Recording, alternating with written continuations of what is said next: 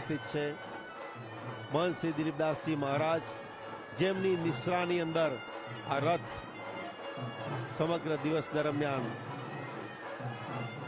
અમદાવાદ મહાનગરમાં ફરશે. દૂરદર્શન ડીડી ગિરનારના માધ્યમથી આ રથને રથયાત્રાની ક્ષણ ક્ષણની માહિતી આપણને પહોંચશે.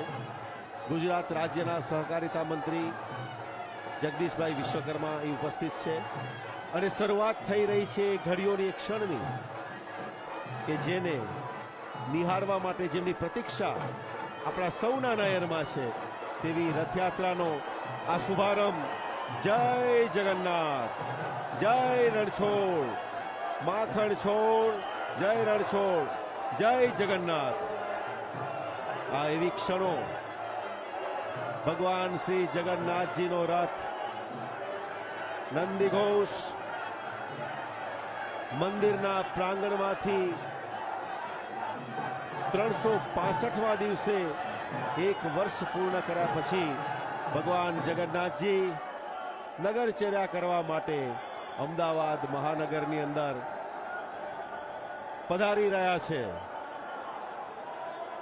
જય જગન્નાથ. દેવોની દુદુંભી વાગી રહી છે. ભક્ત હૃદયની અંદર એક ભાવની ભરતી છે. સમગ્ર મહાનગરની અંદર બે સમુદ્રો સાથે મળી રહ્યા છે.